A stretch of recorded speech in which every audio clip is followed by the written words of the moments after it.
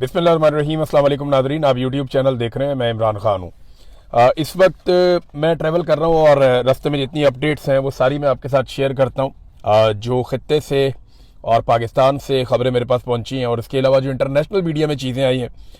एक तो अरब अब इस लड़ाई में उतरने जा रहे हैं, इस किस्म के अंदेशे का इजहार किया जा रहा है। यानी कुछ खबरें चलाई गई कि शायद यूएई ने पहला अटैक किया ईरान के ऊपर। हालांकि इसकी तस्दीक नहीं हुई, यूएई ने ऐसा कोई स्टेटमेंट दिया नहीं, लेकिन उनके जो हुक्मरान है उनकी जानिब से ये स्टेटमेंट आ चुका है कि हमें इतनी आसानी से काबू नहीं किया जा सकता। और उन्होंने एक जंगी टाइप का एक स्टेटमेंट तो दिया था। ये इसराइली सोर्सेज से खबर आ रही है। इसराइल की पूरी ख्वाहिश है कि कुछ भी करके अरब ममालिक को इस लड़ाई के अंदर उतारा जाए। इसी सिलसिले में सऊदी अरब ने पाकिस्तानी फील्ड मार्शल को तलब किया था। उन्हें बुलाकर याद दिलाया गया कि आपने हमारे साथ एक दिफाई मुआहदा किया था, जिसपे आपको काफ़ी प्रोटोकॉल भी दिया गया था। फिर दूसरी बात यह है कि पाकिस्तानियों को याद दिलाने की ज़रूरत नहीं है कि सऊदी अरब के अरबों डॉलर हमारे अकाउंट्स में पड़े हुए हैं, हम उनसे उधार तेल भी लेते रहते हैं। तो बहुत सारे एहसानात हैं। तो वक्त आ गया कि अब उनकी बात मानी जाए। अब मामला ये है कि अगर अरब ममालिक इस लड़ाई के अंदर उतर जाते हैं तो सबसे बड़ा बेनिफिशरी कौन होगा? अरब ममालिक अगर इस लड़ाई में उतरते हैं तो सबसे बड़ा बेनिफिशरी होगा इसराइल। उसे फ़ायदा होगा उस लड़ाई में जिसमें वो अकेला पड़ता जा रहा है। डोनाल्ड ट्रंप के लिए बड़ी मुश्किलात अमेरिका में पैदा हो चुकी हैं, नेतन्याहू के लिए बड़ी मुश्किलात पैदा हो चुकी हैं। पहली मरतबा इसराइल को इतनी मार पड़ रही है और इतने बम इसराइल में गिर रहे हैं कि इससे पहले कभी माजी में हुआ नहीं। कभी किसी ने सोचा भी नहीं था कि इनके साथ ये होगा। अब अगर इसराइल के साथ अरब ममालिक इस लड़ाई में उतर जाते हैं तो सबसे बड़ा बेनिफिशरी होगा इसराइल। सबसे बड़ा लूजर कौन होगा? यानी जिसको सबसे ज्यादा नुकसान होगा अगर अरब ममालिक का ईरान के साथ झगड़ा हो जाता है या वो इस लड़ाई में बराह रास्त उतर जाते हैं, तो वो ईरान के बाद पाकिस्तान होगा। देखिए, नुकसान तो सारे खित्ते का होगा ना, लेकिन पाकिस्तान को बहुत नुकसान होगा दोनों सूरतों में। नंबर एक ये कि पाकिस्तान अपने एक हमसाये से हाथ धो बैठेगा। बरादर इस्लामी मुल्क है, हमारे ईरान के साथ बड़े अच्छे ताल्लुकात हैं और किसी भी अरब मुल्क की सरहद बराह रास्त इस तरह से ईरान के साथ नहीं लगती जिस तरह पाकिस्तान की लगती है। पाकिस्तान एक लंबी सरहद शेयर करता है ईरान के साथ और उस सूबे की सरहद शेयर करता है ईरान के साथ जिस सूबे में हालात बहुत ख़राब है, जिस सूबे में आप रात के वक्त ट्रेवल नहीं कर सकते, बलूचिस्तान में, उसके साथ ईरान लगता है। तो स्ट्रेटेजिकली पाकिस्तान को यह सूट नहीं करता कि ईरान जैसे मुल्क के साथ बिगाड़ पैदा कर ले, क्योंकि ये लड़ाई हमेशा तो चलनी नहीं है। अब लड़ाई का क्या नतीजा निकलेगा? या तो देखें ना, टारगेट अचीव हो जाएंगे। अमेरिकन इंटेलिजेंस एजेंसियां, 18 एजेंसियों ने अमेरिकन नेशनल इंटेलिजेंस एजेंसी को यह लिखकर दे दिया है और वो रिपोर्ट लीक हो गई है, पब्लिक हो गई है, जिसमें यह बताया गया कि जनाब ये रजीम चेंज नहीं हो सकता ईरान में। आप जो मर्जी कर लें, आप ईरान में रजीम चेंज नहीं कर सकते। ये अमेरिकन इंटेलिजेंस एजेंसियों की रिपोर्ट है। अब रजीम चेंज तो होगा नहीं, जो भी जंग के अहदाफ है वो ये हासिल कर लेंगे अगर पाकिस्तान इस जंग में उतर जाता है।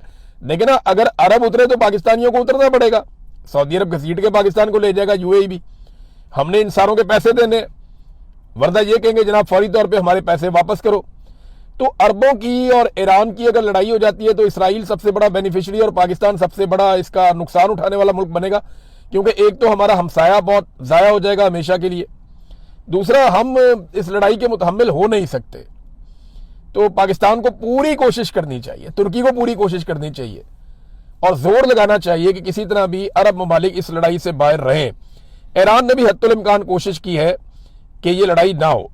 ईरान ने यह भी बताया कि हमारे पास 6 माह लड़ने की अभी सलाहियत मौजूद है। ऐसा नहीं है कि लड़ाई अभी खत्म हो जाएगी।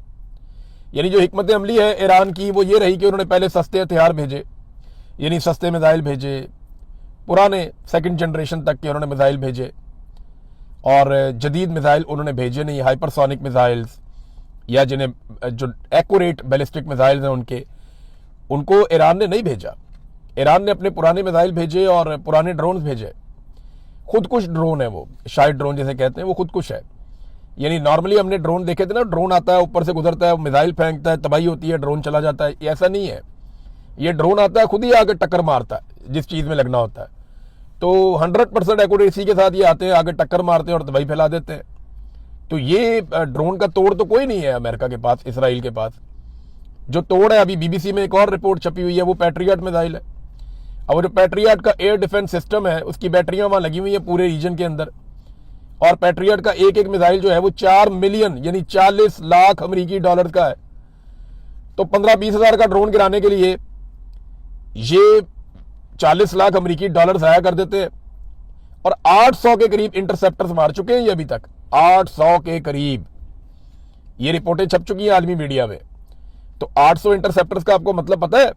ये जो पैट्रियट के मिसाइल हैं ये 4 मिलियन डॉलर का एक है, 800 ये मार चुके हैं। आप खुद ही कैलकुलेट कर लें कि कितना नुकसान हो गया अब तक अमेरिका को, अरब ममालिक को और इसराइल को। और ये लगातार होता चला जा रहा है, लगातार होता चला जा रहा है। तो ईरान की हिकमत अमली ये थी कि उन्होंने उन हथियारों के जरिए से जो दिफाई सलाहियत है मिसाइलों को रोकने की, वो कमजोर कर दी पूरे रीजन में। यानी अरब ममालिक में भी और इसराइल में भी अमरीकी अड्डों के पास अब वो सहूलत नहीं है जो पहले थी। अब वो हमलों को रोकने की वो सलाहियत नहीं रखते। ये बात अमरीकी दिफाई तज्जियाकार भी मान रहे हैं। ईरान के बेहतरीन हथियार बाकी हैं और उनको रोकने का जो इंतजाम था वो खत्म हो गया। जो बैरियर्स थे ना इसराइल तक जाने के लिए, बैरियर्स अगर मैं आपको बताऊं तो सिंपल ये है कि रास्ते में रुकावटें थी ना, 4-5 मुल्कों को क्रॉस करके, समंदर को क्रॉस करके फिर जाके इसराइल आता है जिसमें ईरानी मिसाइल या ड्रोन हिट करता है। ये रास्ते में बहुत सारे बैरियर्स थे ना, इन सब ने अपने अपने अड्डे दिए हुए थे अमेरिकन को और वो वहां से रोकते थे। अब मामला ये है कि वो रोकने की सलाहियत या तो खत्म हो गई या बहुत कमजोर हो गई। तो इम्कानात बढ़ गए हैं कि ईरान के हथियार या मिसाइल या ड्रोन्स वो आसानी के साथ इसराइल को हदफ बनाए। और अब ये हो रहा है। जो इंडियन सहाफी वहां से आए उन्होंने बताया कि जनाब ये तो मार रहे हैं इसराइलियों को और इसराइल किसी किस्म की कवरेज नहीं करने दे रहा, वो सजाएं दे रहे हैं, तो 5 साल के लिए जेल में डालेंगे अगर किसी ने इसराइल में तबाही दिखाई तो। नेतन्याहू तबाही को रोक नहीं पा रहा लेकिन तबाही के मनाजर को रोकने की कोशिश कर रहा है। अब नाजरीन एक और जो बड़ा खौफनाक काम हुआ, तो मैंने आपको बताया ना कि ये बड़ा खतरनाक सूरत इख्तियार कर जाएगा, पूरा खित्ते को आग लग जाएगी अगर अरब ममालिक ईरान के साथ इस जंग में बराह रास्त उतर गए तो। और अगर पाकिस्तान को घसीट लिया तो पाकिस्तान के लिए और ज्यादा बड़ा प्रॉब्लम हो जाएगा। अब इन्होंने रिफाइनरी को अटैक किया, ये इसराइल ने अटैक किया ईरान के अंदर, तेहरान रिफाइनरी के ऊपर अटैक किया। ये 2,25,000 बैरल ऑयल जो है ये रोजाना की बुनियाद के ऊपर पैदावार थी इसकी, इसको आग लगा दी। इतनी खौफनाक आग लगी है कि पूरे तेहरान के अंदर काले बादल हैं धुएं के। तेहरान में दिन के वक्त रात हुई थी, हर तरफ स्याह कलर था। हुकूमत ने एडवाइजरी जारी की कि आप लोग अपने घरों में रहें, खिड़कियां और दरवाजे बंद रखें, इसके सेहत को नुकसानात होंगे। वहां पे जो बारिश हुई है वो स्याह रंग की बारिश हुई, यानी उसके अंदर ये केमिकल है। तो हलाल अहमर ने भी एक पेशन गोई की है कि यहाँ तेजाबी बारिश हो सकती है, उसका इम्कान है, जो जिल्द और फेफड़ों को शदीद नुकसान हो सकता है शहरियों का। बारिश का पानी काला है तो बीमारियां बहुत फैल सकती हैं।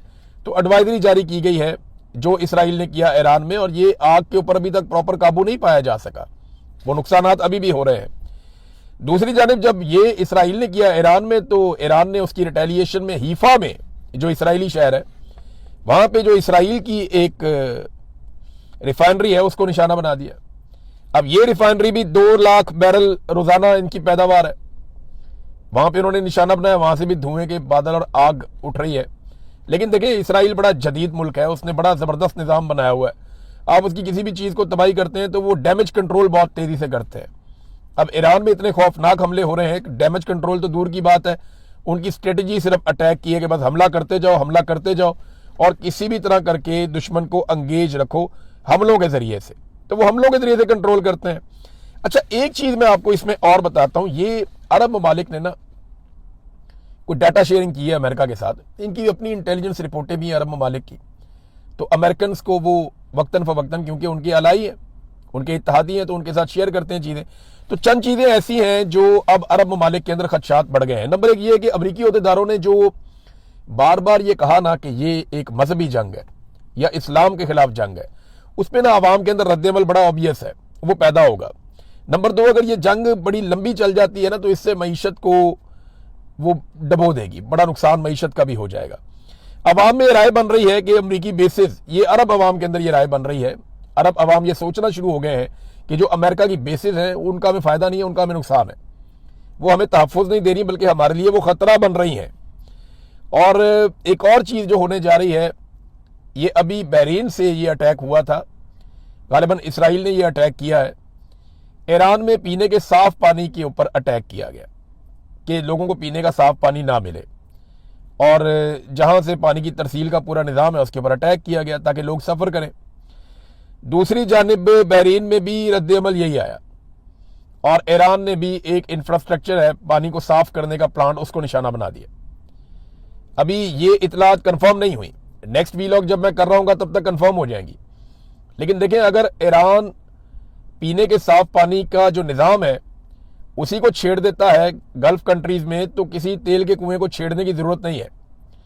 ये वो फैसिलिटीज हैं जिनको नुकसान पहुंचाया तो उनकी आवाम सड़कों पे आ जाएगी।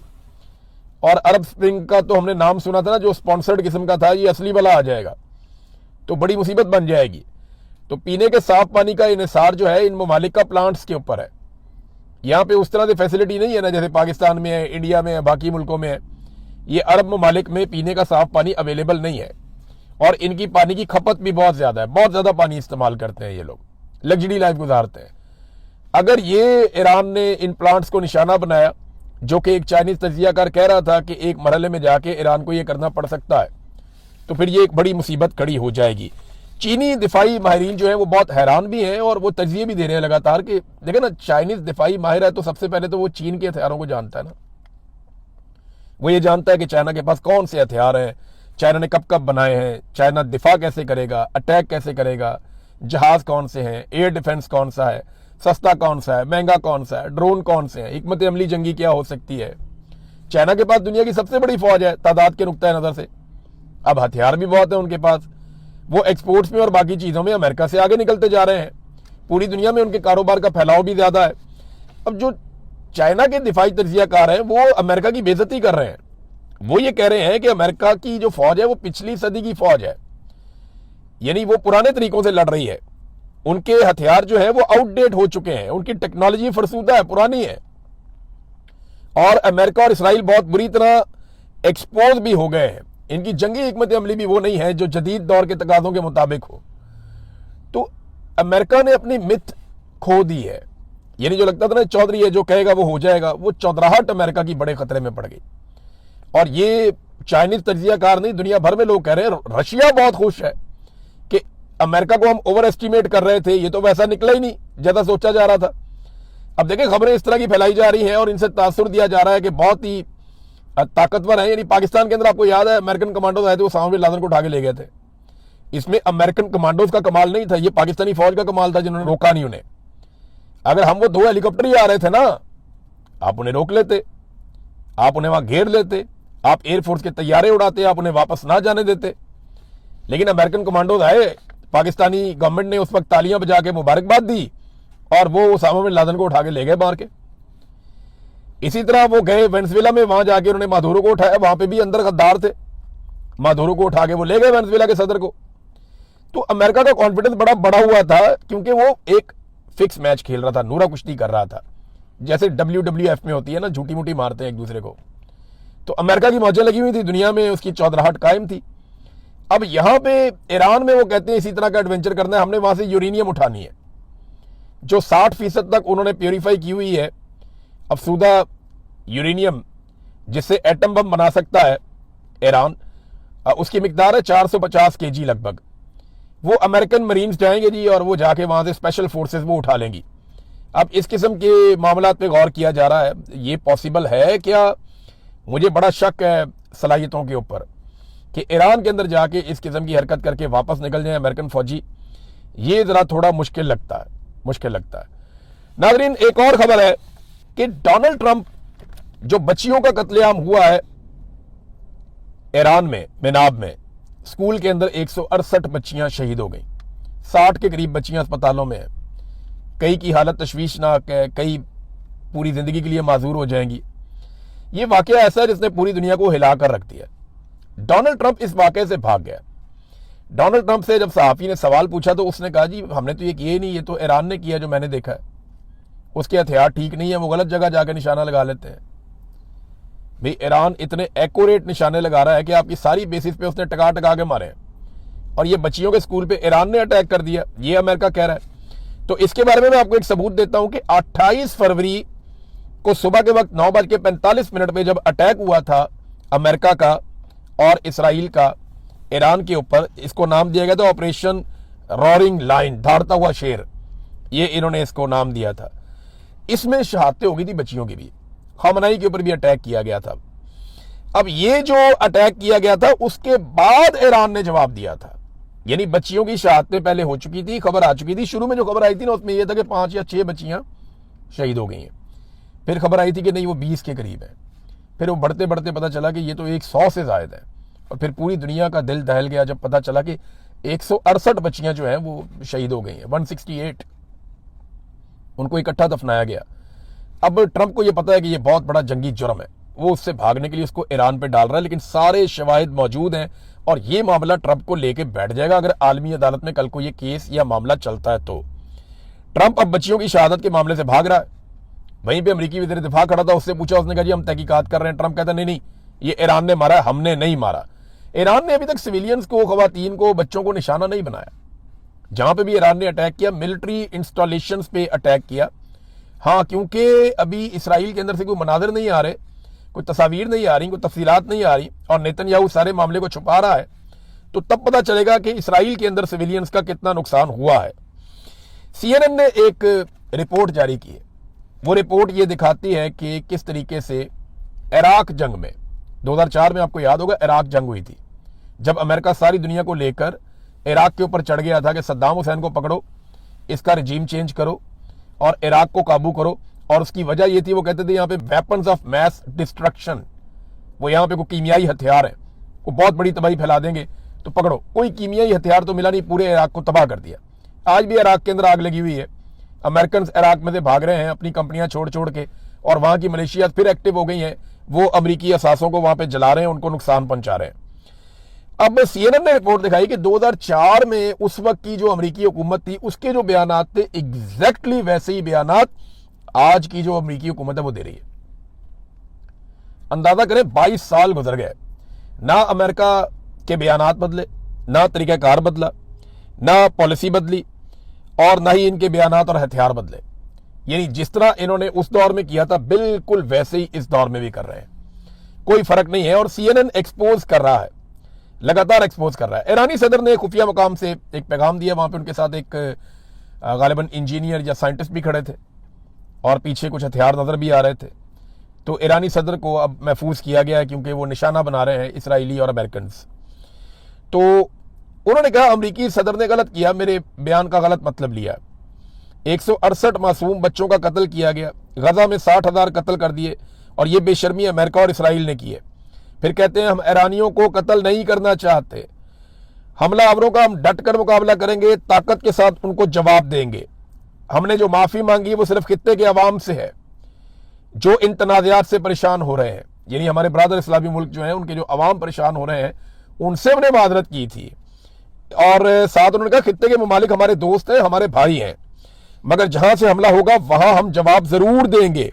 और ये दोनों अलग अलग चीजें हैं, समझें इसको और सिंप्लीफाई कर लेते हैं। आज एक आपका घर है और एक सामने दूसरे बंदे का घर है।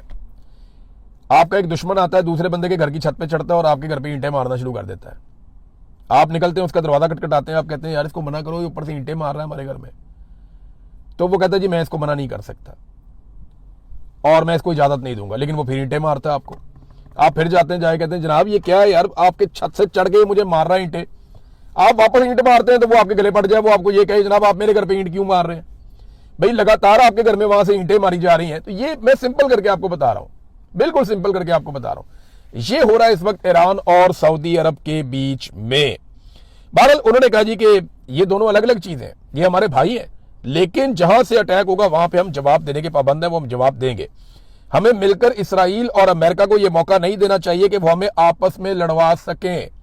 इस बात का खतरा है कि वो हमें आपस में लड़वा देंगे। अब नाजरीन मैं आपके सामने एक पिक्चर पाकिस्तान के अंदर से रखता हूं बिल्कुल आखिर में, और ये बहुत इंपॉर्टेंट है, आपने गौर से सुनना है। ये टाउट्स, ये बेशरम लोग जो पाकिस्तान के अंदर है, 2 रुपए का पेट्रोल बढ़ता था ना जो तत्ते तवे के ऊपर बैठ जाते थे, ये जमहूरे बने हुए थे उस दौर में इनकलाबी सारे बेशरम। ये मैं अभी वो रजा रब्बानी साहब को मैं सुन रहा था, वो 2 रुपए के ऊपर उन्होंने वो पहले डाली थी खड़े होके वहां पे, इस किस्म के उन्होंने असेंबली के अंदर भाषण दिए थे, मैं हैरान हो गया था।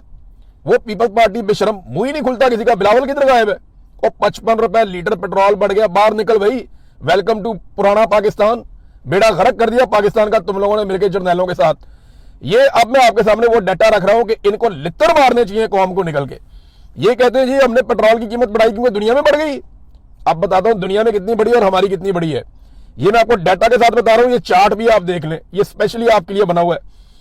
ये जनाब कहते हैं जी कि हमने इसलिए बढ़ाया कि जंग हो गई है, और जंग पाकिस्तान में लगी है, रिफाइनरियां हमारी जल रही हैं, तेल हमारा जल रहा है, रस्ते हमारे रुके हो। बेशर्मो खुदा का नाम लो, इंडिया ने अमेरिका से बात की है, वो रशियन तेल ले रहा है, आपके मुंह में छाले पड़ते हैं।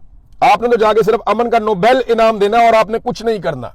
आलमी सतह पे कार्टून बना के शहबाज शरीफ का मजाक उड़ाया जा रहा है, और शहबाज शरीफ को पाकिस्तान का वजीर आज़म बनाने वालों की बड़ी मेहरबानी, उन्होंने पाकिस्तान को यह दिन दिखाया। अब मैं आपको बताता हूं हुआ क्या। ये जनाब पाकिस्तान ने जो पेट्रोलियम मसनूआत की कीमतें बढ़ाई हैं 21% बढ़ाई हैं, 21%। भारत ने 0% नहीं बढ़ाई, बांग्लादेश ने 4%, अफगानिस्तान ने 0%, नेपाल ने 2.15%, श्रीलंका ने 1.37%, तुर्की ने 4.8%, ईरान ने 6.6%। कितनी जंग हो रही है, रिफाइनरियां तबाह हो गई, सिर्फ 6.6%। सऊदी अरब ने 6.4%, यूएई ने 4.6%, चाइना ने 5%, यूके ने 3.9%, जर्मनी ने 3.8%, अमेरिका ने 5.8% और पाकिस्तान ने 21%। फिरे मुंह हर उस टाउट के मुंह के ऊपर जो बैठ के ये कहता है कि जनाब जंग है, हालात है। और 20 रुपए की लेवी कौन लेता है? और पहले ही 158 रुपए का पेट्रोल है, आप पाकिस्तानियों को बेच रहे थे 300 के आसपास, अब आप 325 पे ले गए हैं। डीजल किसान बेचारे ने अब इस्तेमाल करना, उसका टाइम आ गया, इन्होंने उठा के उसको 335-36 रुपए का कर दिया डीजल को। ये पाकिस्तान के साथ ज्यादती कर रहे हैं। आप रोक सकते हैं या नहीं रोक सकते? वो एक इनकी कोई छोटी मोटी लीडर है, वो ये कह रही थी टीवी पे बैठ के कि अगर हम 110 भी कर देते तो आप क्या बिगाड़ लेते या क्या उखाड़ लेते या आप क्या कर सकते थे। और भाई कुछ नहीं कर सकते ना, तो कम से कम ये जरूर कर सकते हैं, इनको बता सकते हैं कि ये बेशर्मी हम एक्सपोज करेंगे। अब तक के लिए इतने, अपना ख्याल रखिएगा, अपने चैनल का भी। अल्लाह हाफ़िज़।